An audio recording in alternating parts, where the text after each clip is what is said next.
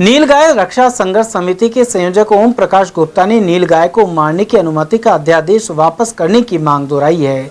उन्होंने कहा कि बरसों से तमाम स्तरों पर प्रयास के बावजूद डबल इंजन की भाजपा सरकार सुनवाई नहीं कर रही। इस अध्यादेश को वापस लेने की मांग की उपेक्षा की जा रही है। संयोजक ओम प्रकाश गुप्ता ने कहा कि नीलगाय वोट नहीं देती, शायद इसलिए संवेदनहीनता बढ़ती जा रही है। एक और गाय को राष्ट्र माता का दर्जा देने की बात की जाती है और गाय के नाम पर राजनीति होती है। दूसरी ओर गौ हत्या जारी है और नीलगाय को मारना वैध कर दिया गया है। उन्होंने बताया कि 16 अगस्त को केंद्रीय गृह मंत्री अमित शाह और मुख्यमंत्री भजनलाल शर्मा के आगमन पर उनसे मिलने का प्रयास कर नीलगाय की रक्षा के लिए कानून की मांग की जाएगी। नीलगाय को बचाने के लिए आप जिस तरह से लंबे समय से संघर्ष कर रहे हैं, ज्ञापन भी दिया है, समाचार भी प्रकाशित किए हैं और जहाँ तक आपने प्रयास किए, मिलकर मांग भी की है, हर स्तर पर आपने मुद्दे को उठाया है, अभी तक क्या परिणाम निकले हैं?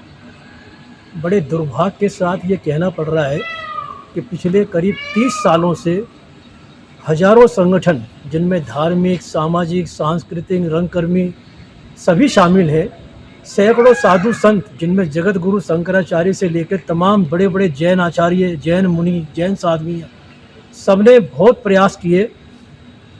अनेक धरना, प्रदर्शन, रैलियां, मौन जुलूस, हवन, यज्ञ, अनुष्ठान सारे तरीके अपना लिए। करीब 1000 से अधिक लोगों ने ज्ञापन भेजे, 1 लाख से अधिक लोगों ने हस्ताक्षर अभियान चलाकर सरकार को भेजे कि भाई ये भी मूक प्राणी नीलगाय जीने का अधिकार चाहती है।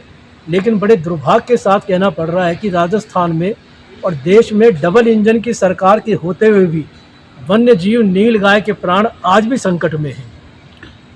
सर, अभी 16 अगस्त को अलवर में जिस तरह से केंद्रीय गृह मंत्री अमित शाह जी आ रहे हैं और राजस्थान के मुख्यमंत्री भजनलाल जी आ रहे हैं, इसके अलावा राजस्थान के संजय शर्मा जो मंत्री हैं और केंद्रीय भूपेंद्र सिंह यादव सेंटर हैं, दोनों विधायक और सांसद हैं, बड़ा कार्यक्रम होगा। क्या आप अमित शाह से मिलने का प्रयास करेंगे? क्या अपनी बात को केंद्र सरकार के सामने रखेंगे? क्या मुख्यमंत्री के सामने रखेंगे? क्या आपका प्रोग्राम है? क्या प्रयास रहेंगे इस कार्यक्रम को, इस मौके को लेकर? ये खुशी की बात है कि अलवर की धरती पर पहली बार देश के गृह मंत्री अमित शाह जी पधार रहे हैं। लेकिन रही सवाल उनको ज्ञापन देने की, तो उनका एक प्रोटोकॉल होता है, प्रयास हम जारी रखा है। लेकिन उसके पहले हमने आज के ही दिन करीब 10 प्रबुद्ध लोगों की तरफ से सार्वजनिक रूप से अखबारों में उनके नाम अपील जारी की है और उनसे प्रार्थना की है कि चूँकि आप शम जैन धर्म के अनुयायी हैं, दया, करुणा, अहिंसा में आपकी पूरी आस्था है, हाथ जोड़कर उनसे प्रार्थना की है कि जब राजस्थान की सरकार इस मामले में पूरी तरह मौन, निष्क्रिय और संवेदनहीन बन चुकी, तो आप तुरंत इसमें हस्तक्षेप करें और नीलगाय को भी गोमाता की तरह, शेर की तरह, सांभर की तरह, हिरण की तरह जीने का अधिकार प्रदान करें। ये हमारी उनसे हाथ जोड़कर प्रार्थना है, क्योंकि ये राजनीति का मसला नहीं है, ये धर्म से, संस्कृति से, सनातन संस्कृति जुड़ा मुद्दा है और इसमें उनको हस्तक्षेप करना चाहिए, ऐसी मेरी प्रार्थना है। सर, मेरा एक छोटा सा सवाल और है। आप वरिष्ठ नागरिक भी हैं और आपका लंबा अनुभव है।